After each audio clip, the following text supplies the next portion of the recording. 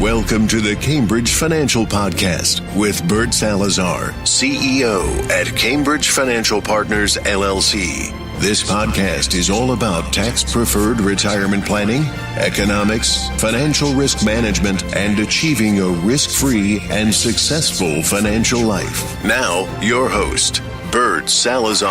Bert Salazar. Bert Salazar.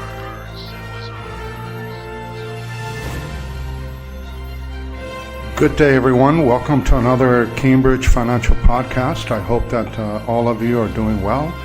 We're doing much better in South Florida now. Obviously, business is back up.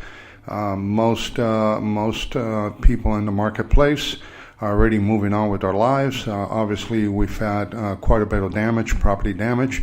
So I'm sure the insurance companies are pretty busy, and obviously many adjusters and public adjusters along those lines after Hurricane Irma. So we're excited about the end of the year. And obviously we've done a really good job so far this year based on all the feedback that we have received regarding our financial podcast, because we try to give you different topics and different areas of concerns and knowledge that you can use in order to better yourselves and the financial life of yourself and your family along those lines. Today's podcast is going to be an interesting one, and I call it Even a Broken Clock is Right Twice a Day. And I get this all the time when we visit with clients, because especially due to the stock market rise, over the last couple of years. The market has been doing really, really well. Especially after the presidential election in 2016. Every single day it seems that the market is breaking new ground and is going above and beyond where it was the day before, the week before, the month before. But we have to be very diligent in the type of planning that we get into, especially for clients that are getting closer and closer to retirement.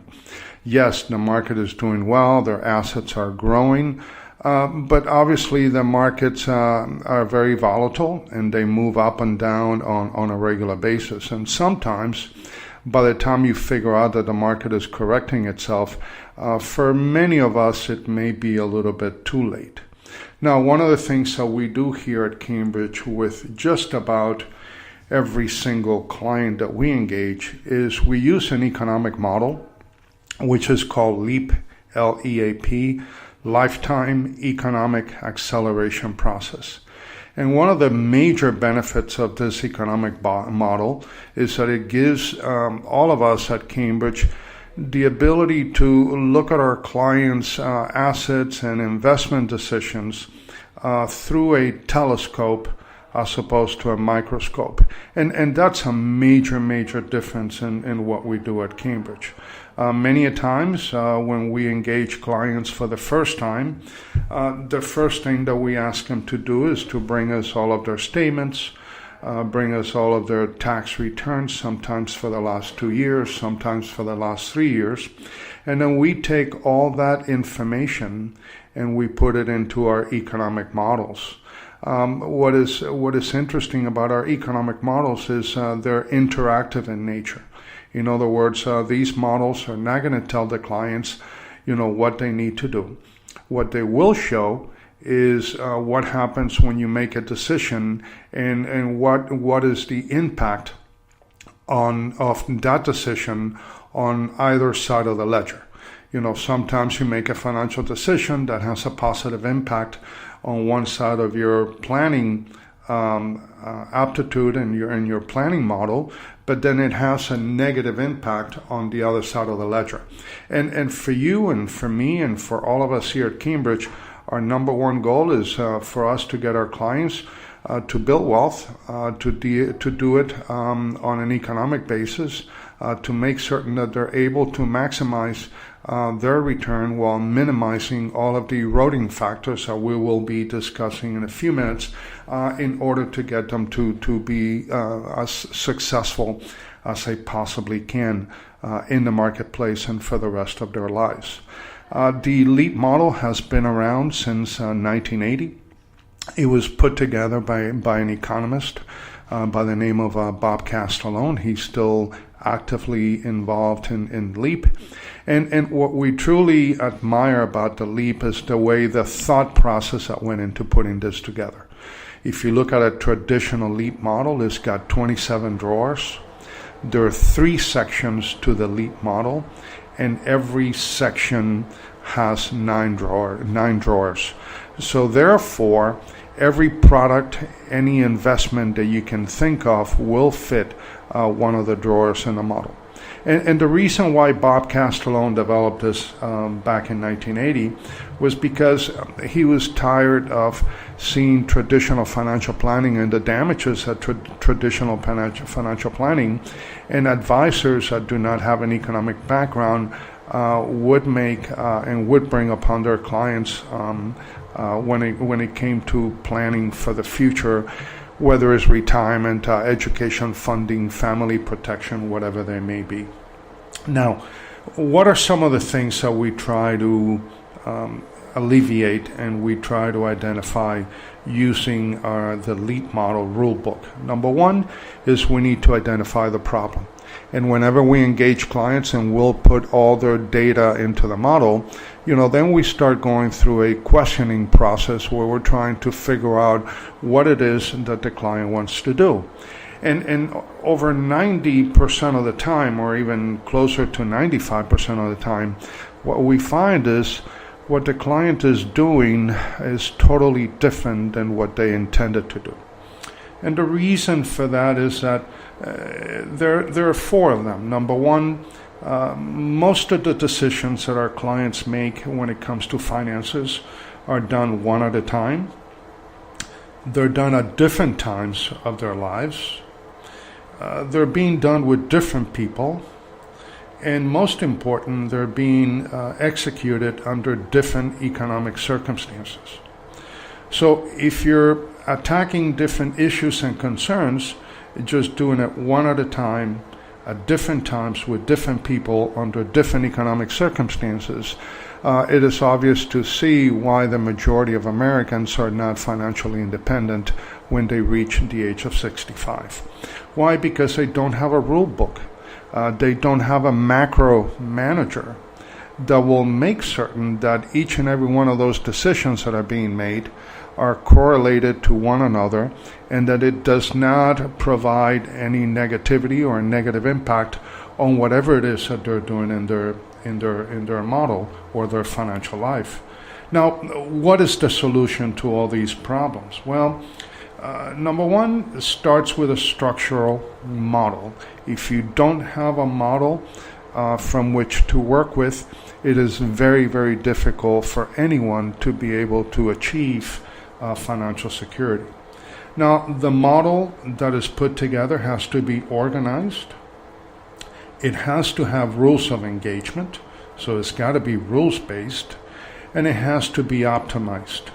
And if you're able to put together a model that is organized, rules-based, and optimized, then obviously you're going to have a more efficient, measurable, and coordinated set of decision-making processes inside the model that will get clients to the promised land from a business and economic standpoint.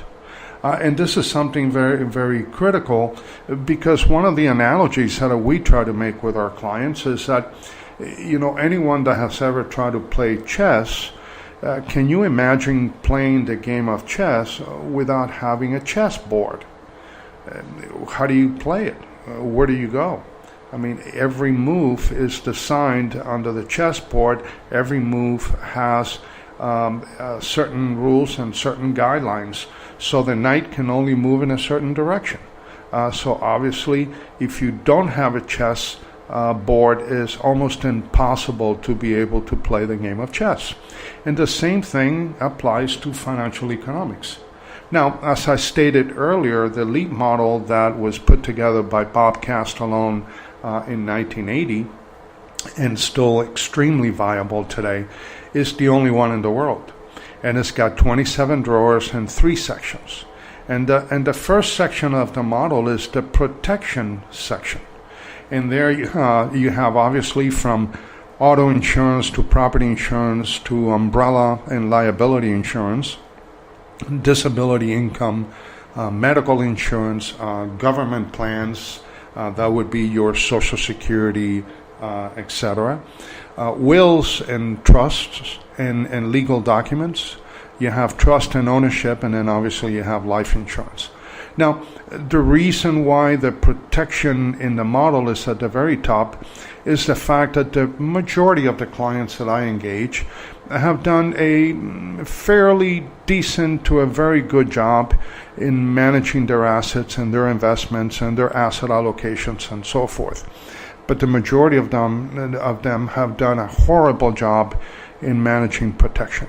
And what we say to our clients on a daily basis is that you cannot invest for what could go right unless you protect against what can go wrong.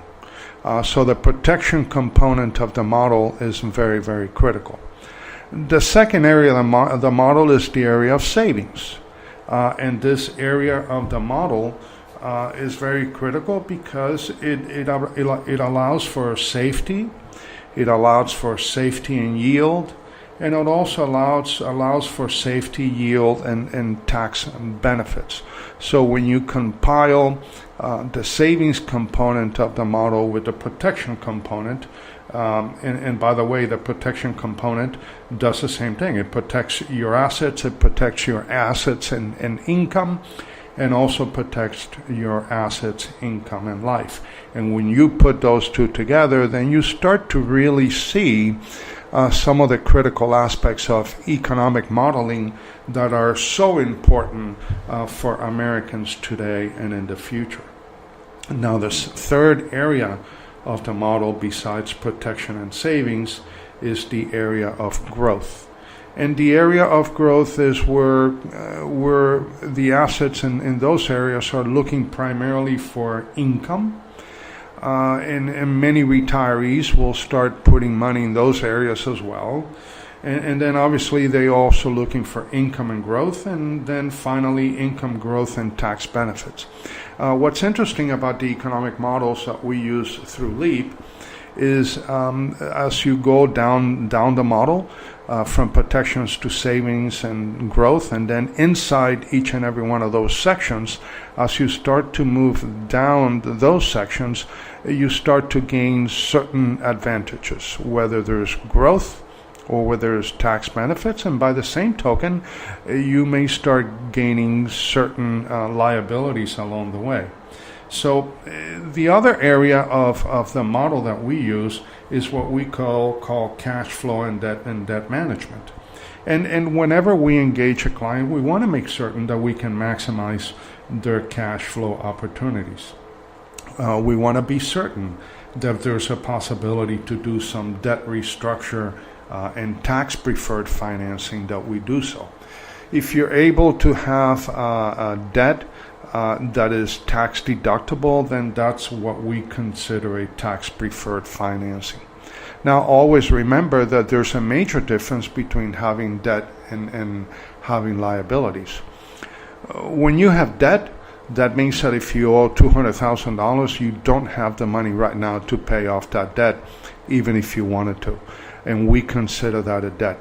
A liability could be the same thing. You have $200,000 in debt, but you'd have $200,000 in another area of the model that if you needed to pay off that $200,000 debt today, you would have the ability to do so.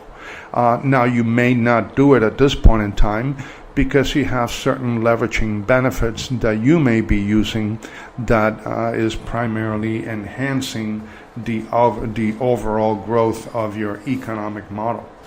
So obviously, whenever we get clients engaged and we take all their data and information and we plug it into the model, the first thing that we do at Cambridge is we do what is known as an internal review design, which means that we're going to go into each and every one of those drawers. Remember, there are 27 drawers in a model, and every section, whether it's protection, savings, or in growth, has 9 drawers inside of them. We're going to go into each and every one of those drawers where the clients have investments, and we're going to do an internal review. And normally, we want to uncover any deficiencies in the areas of product design. We also want to uncover deficiencies in areas of tax planning and product design through a microscope as opposed to a telescope. Now we're digging in deep and identifying, what kind of investments does a client have in that drawer, what kind of rate of return are they obtaining on that investment, and what are the risks. And is the amount of risk that the client may be taking adequate for the amount of return that they're receiving on their investment? And then the idea of doing an internal review is to make certain that we have a financial process and that we have a product reconciliation process that we can assimilate properly in order to enhance the return of that investment in the model while minimizing the risk. And that's where having the knowledge and the expertise and understanding economics plays such a major role of the type of work that we do at Cambridge. Although there are over half a million financial advisors throughout the United States, there are only about 3,500 of us that are certified and have the capability of working with the LEAP model, because there's a lot of studying to do. The LEAP model is very economic sensitive, so you have to understand economics. And then obviously you can start using those models on a regular basis, and the more you use them, like everything else, the better off you're going to be. One of the things that we try to tell our clients all the time is that not to get overly excited when things are going well, and not to get overly depressed when things are not going in the right direction. The key for financial independence is to maintain an even keel. And another analogy that I use with clients, and especially now in today's environment where the market has been doing very well, is to be very cautious and be very careful. And what do I mean by that? I played baseball in college many years ago, and I remember that every spring training, all of us went back to the basics, and it didn't matter how many years you had been playing baseball. I mean, let's take, for instance, the major leagues. Whether it's a National League or the American League of Major League Baseball, all of these players are very, very good at what they do. Only 1% of them will ever make it to the major league. So the fact that they're there, that means that they're excellent at what they do. But notice that when spring training comes around, these major league ball players go back to the basics.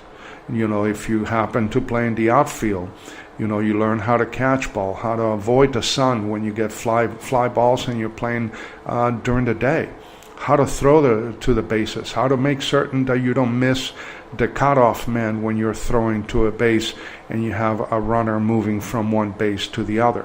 Same thing happens in the infield. Catching the ground balls, turning double plays. Do you think that Derek Jeter from the New York Yankees needed to be told how to turn a double play? Because he had been doing it for many, many years. But yet, when you get to spring training, everyone goes back to the basics. If you're a hitter, how to bunt, how to hit with men on bases. If you happen to be a pitcher, how to go through the windup, trying to make certain that you can put the ball wherever you want to put the ball, depending on the game circumstance. So these are the things that need to be done in financial economics. And again, only 4% of Americans are financially independent, and the reason for that is that most of us continue to do what the other 96% does. Means that you don't pay a lot of attention to your finances. Most of us are making those decisions, as we said before, one at a time with different people under different circumstances, and obviously that creates havoc in a macro and microeconomic level. Now, the coordination review that we do once we finish with all the internal design that we do for our clients, and we identify all the different deficiencies in each and every one of the investments that our clients have made, is what we call the coordination review. And here what we're doing is we're doing a macro overview and coordination of assets and products at work. Viewing the financial world through a telescope versus a microscope makes a tremendous and enormous difference when addressing issues and concerns for our clients. Because of the fact that we at Cambridge specialize in tax-free retirement planning and tax-free maximization planning, we pay a tremendous amount of attention to making certain that our clients have their assets, or the majority of their assets, in vehicles that will not be impacted by tax liability in the future. Now here we start to apply economic principles and techniques that will optimize the yield for our clients' investments while reducing the compounding asset and effect in reference to taxes and velocity of money and inflation and preponderance to consume, a propensity to consume as well. So here's when we really start doing a lot of the work for our clients, and it takes time. Now what's interesting about this is that all of these decisions are being made between the client and the advisor at the same time, because this is a very interactive model that we use as part of the process and the services that we provide at Cambridge. Now, last but not least is a money strategy design. And here, what we're trying to do is we want to provide an efficient and effective leap economic model approach to finances. And we say to our clients that methods are many and principles are few. Methods are always changing, yet principles never do. So we want to make certain that the principles of economics are being applied to every single model that we work on behalf of our clients. We're very proud of the fact that once we engage a client and we kind of in many different ways kind of save them from themselves, the success that they obtain moving forward into the future is much, much greater than they ever thought they could do prior to getting involved with the Cambridge Capital Management System, which includes this LEAP system that we do with our clients as we engage them. Now, another money strategy design is that we seek to increase wealth while reducing taxes and other eroding factors. So we are always seeking to increase the wealth of each and every one of our clients by reducing taxes. And if I'm able to reduce the taxes for a specific client, then the client has increased his or her rate of return without having to take any additional risk whatsoever. Now, we also obviously want to provide maximum protection against the unexpected, and we also want to provide maximum investments for the opportunities.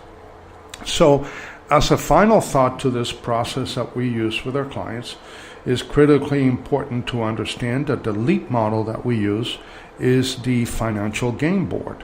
The same thing that you play chess with a chessboard. Well, you cannot have a financial success in your life or a successful retirement life unless you put all your assets in a financial game board and then use the process and the rules of engagement that are given or earmarked for each and every one of those drawers in order to make certain that you're enhancing the outcome that you want for yourself, your family, and your business in the future. Now, the other major area of this model is that it's simple, is organized, and is extremely powerful. And it controls all the strategies and financial decisions that we make with our clients on a regular basis. For the majority of our clients, we do either quarterly reviews or we do semi-annual reviews. And many clients are now used to the fact that whenever they're going to make a financial decision, whether it's thinking about retiring, next year or 3 years from now, or they're thinking about selling their property, or they're thinking about making an investment or buying an investment property, the first thing that they do is they reach out to us because they want to find out what would happen if they make that decision and how that decision is going to be impacting their investment from a business standpoint. So if you think about the LEAP model, it's like having a crystal ball in which you can start making decisions today without having to have that business commitment until sometime in the future, but at least you have the ability to understand that if you make a decision today, what will that decision do for your entire model, a year from now, 3 years, 5 years, 10, 20 years, along those lines. So I thought it would be important today to kind of bring to the forefront how it is that we at Cambridge engage our clients. And the fact that when it comes to the business marketplace, we have very little competition unless we happen to be competing against another LEAP advisor, because what we do from an economic standpoint is not something that you will see from traditional financial planning in the marketplace. And the reason why we do this for our clients, and this is something that we're very proud of, is when we engage our clients through our LEAP economic model process, what we're trying to do is we want to make certain that they change the way they see things. Because when our clients change the way they see things, the things that they see change on a constant basis. Again, thank you so very much for joining us. We're going to be sending out information regarding a tax-preferred financial webinar that we're going to be putting on. The first one is going to be on November 9th, and then we're going to start having these financial webinars on an ongoing basis every Tuesday and Wednesday until the end of the year, and then we'll come out with a new schedule for 2018. It's sad to say, and in many different ways, that this year is pretty much over. So whatever planning you've done or have failed to do, you really have to get going and try to get it done. Now, obviously, it's a big year for tax planning. We will see if tax reform or tax breaks are going to occur in 2017. So we'll stay posted to that, and we'll keep you posted as well, and give you a lot of feedback as to what we feel things are going to have to be in the future in order for each and every one of you, based on the new tax laws, whenever they come out, how you're going to be able to maximize a return for yourself and your families for many, many years to come. So again, thank you so much for joining us today, and we look forward to seeing you next week on another Cambridge Financial Literacy podcast.